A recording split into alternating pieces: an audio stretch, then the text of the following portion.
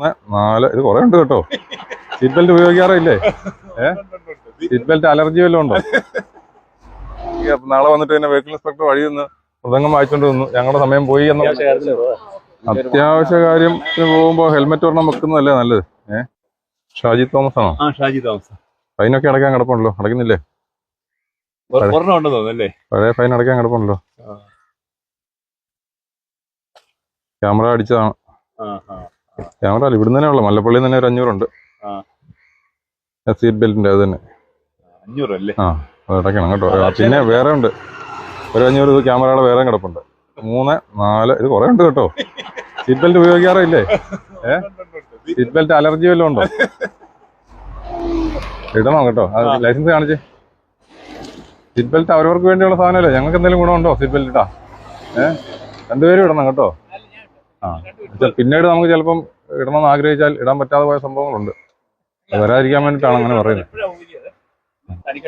അപ്പൊ ഈ കേറി ഇരിക്കുന്നവരെ നമ്മൾ ഇട്ടോടെ പോയെന്ന് പറഞ്ഞാൽ ഇപ്പറേ ഇരിക്കുന്നവർ കേറി അങ്ങിരിക്കും. അന്നേരം നമ്മൾ പറയണം, ഇടാൻ പറയണം. അതല്ലേ നമ്മുടെ പണി. ലൈസൻസ് നമ്പർ ആയാലും മതി. ലൈസൻസ് നമ്പർ ആയാലും മതി. ആവശ്യമില്ലാത്ത പേപ്പർ മുഴുവൻ വണ്ടിക്കകത്തുണ്ട്. ആവശ്യമുള്ളവർക്ക് നോക്കിയിട്ടേ വേണ്ടതെല്ലാം എടുത്തു കളയണം കേട്ടോ. കോടതി പോയി കഴിഞ്ഞാല് ശരിക്കും ഇതിന്റെ സീറ്റ് ബെൽറ്റിനും ഹെൽമെറ്റിനും ഉള്ള ഫൈൻ എന്ന് പറഞ്ഞാൽ ഞാൻ പറയുന്നത് കേട്ടോണേ. സീറ്റ് ബെൽറ്റിനും ഹെൽമെറ്റിനുള്ള ഫൈൻ എന്ന് പറഞ്ഞാൽ 1000 രൂപയാണ് കോടതി പറഞ്ഞിരിക്കുന്നത്. നിയമപ്രകാരം 1000 രൂപ. നമ്മുടെ കേരള സർക്കാർ അത് വഴി ചെക്ക് ചെയ്ത സമയത്താണ് 500 രൂപ അടപ്പിച്ചാൽ മതി കൊണ്ടുവന്നത്. പക്ഷെ ഇത് കോടതി പോയി കഴിഞ്ഞാൽ 1000 നിങ്ങൾ അടക്കേണ്ടി വരും. അവിടെ ഇളവില്ല. ഇത് കുറച്ച് നാൾ കഴിയുമ്പോൾ അറിയാതെ ഓട്ടോമാറ്റിക്കലി കോടതിയിലോട്ട് പോവുകയും ചെയ്യും.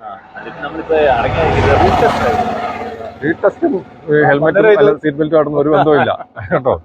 ഇത് എത്ര നേരത്തെ അടച്ചാൽ അത്ര നീ കോടതി പോയി കഴിഞ്ഞാൽ പിന്നെ അത് കോംപ്ലിക്കേഷൻ ആവും. നമ്മൾ ഓൺലൈൻ അത്ര എളുപ്പത്തിൽ അടച്ചു തീർക്കാൻ പറ്റുന്നതല്ല. കോടതി പോയി കഴിഞ്ഞാൽ അത് അപ്ഡേറ്റ് ആകാത്തായിരിക്കുമല്ലോ. അങ്ങനെ വരാൻ വഴി നമുക്ക് ഓഫീസിൽ നിന്ന് അന്വേഷിക്കാം. ടാക്സ് ഡിസംബർ 31-24 എന്തോ അപ്ഡേഷന്റെ പ്രശ്നം.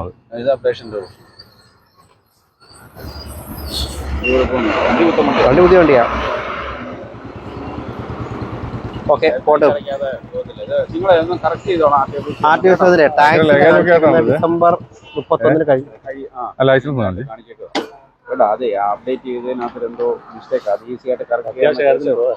അത്യാവശ്യ കാര്യത്തിന് പോകുമ്പോ ഹെൽമെറ്റ് ഒരെണ്ണം വെക്കുന്നതല്ലേ നല്ലത്. അപകടം ഉണ്ടായി കഴിഞ്ഞിട്ട് നമ്മള് ആലോചിക്കുന്നതിൽ നല്ലത്. ഇപ്പം പുറകെ ഇരിക്കുന്ന ആൾക്കാണ് ഏറ്റവും കൂടുതൽ തലയ്ക്ക് പ്രശ്നം വരാൻ സാധ്യത.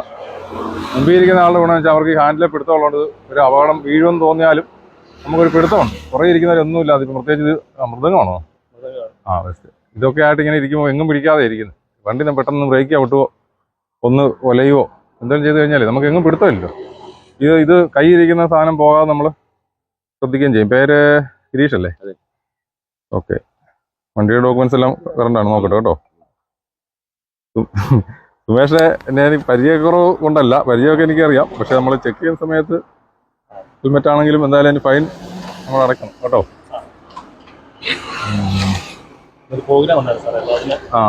മൃദംഗം അല്ലേ? ആരാ വായിക്കുന്ന? ആരോ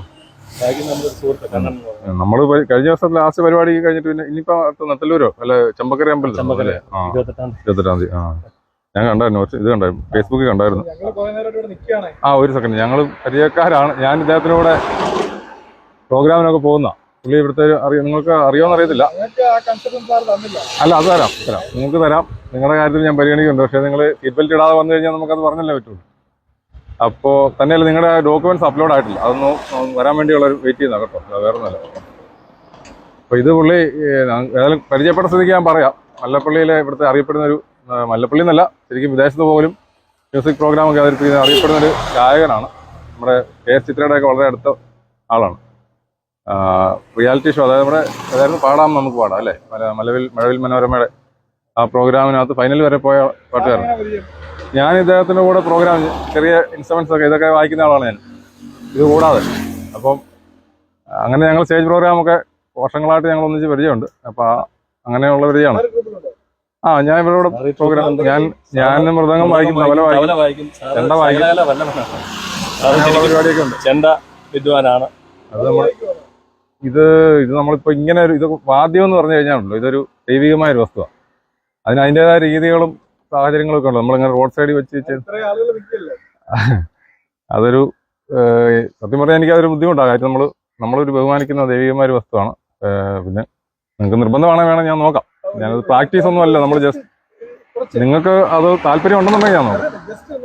അപ്പൊ നിങ്ങൾക്ക് സമയം പോയെന്ന് പറയരുത്. നാളെ നിങ്ങളെ ബുദ്ധിമുട്ടിച്ചു എന്നുള്ള ഒരു സമയം അത് അറിയരുത്. അല്ലെങ്കിൽ നാളെ വന്നിട്ട് തന്നെ വെഹിക്കിൾ ഇൻസ്പെക്ടർ വഴി നിന്ന് മൃദംഗം വായിച്ചുകൊണ്ട് വന്നു ഞങ്ങളുടെ സമയം പോയി എന്ന് പറയുന്നത് നമുക്ക് ഇതേ ഞാൻ പറയും. വഴിയിലൊക്കെ ഒന്ന് വായിക്കുമ്പോഴേ ഇതിന്റെ ഒരു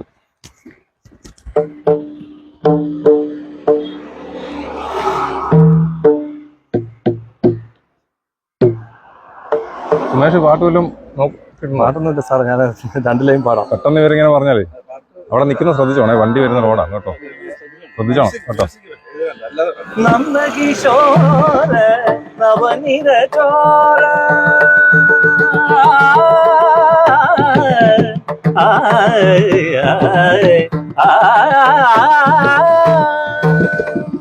നന്ദകിശോര നവനിരചോര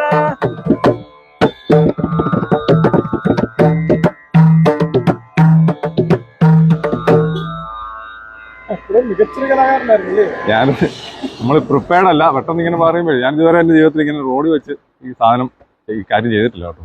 യൂണിഫോമിൽ ഒട്ടും ചെയ്തിട്ടില്ല. ഇത് ഞങ്ങൾ കുറേ ഇവരുടെ കൂടെയൊക്കെ അല്ലേ മിക്കവാറും പോകുന്നത്. ഞാൻ കഴിഞ്ഞ 10-ാം തീയതി ആയിരുന്നു എൻ്റെ ഇതിൻ്റെ അരങ്ങേറ്റം മൃദംഗത്തിന്. ചെണ്ടയുടെയൊക്കെ നേരത്തെ കഴിഞ്ഞാണ്. തബല പഠിച്ചിട്ടുണ്ട്, അത് പക്ഷേ അരങ്ങേറ്റമൊന്നും നടത്തിയിട്ടില്ല. അതും ഞാൻ ഇവരുടെ കൂടെ പോകുമ്പോൾ തബലയാണ് വായിക്കുന്നത്. മൃദംഗം വായിക്കാൻ വേറെ എക്സ്പേർട്സ് ആയിട്ടുള്ള ആൾക്കാരുണ്ട്, തബലയാണ് കൂടുതലും വായിക്കുന്നത്. പിന്നെ ചെണ്ടമേളം ഒരുപാട് സ്ഥലങ്ങളിൽ പോയിട്ടുണ്ട്. നമ്മുടെ അമ്പലങ്ങളിലും പള്ളികളിലും ഒക്കെ പോയിട്ടുണ്ട്.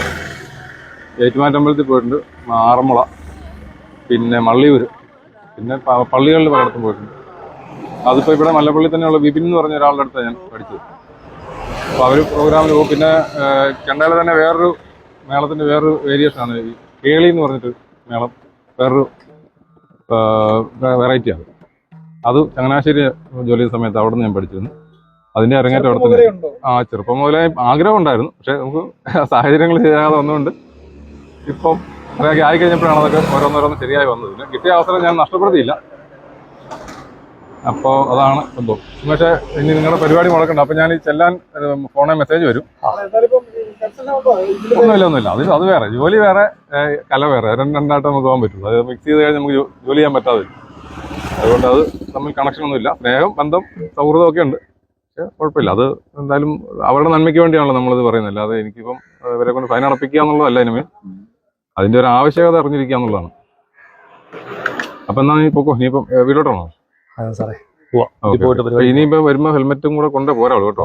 ഇത് നമ്മള് ഇപ്പൊ എല്ലാവരും ഇങ്ങനെ ആകണമെന്നില്ല. ചിലപ്പോ വണ്ടി പിടിച്ചൊക്കെ വെക്കേണ്ടി വരുമോ, അല്ല പേപ്പറില്ലാതെ വരുമോ ഒക്കെ വന്നു കഴിഞ്ഞാലേ ഞാനത് കൊടുത്തരാം.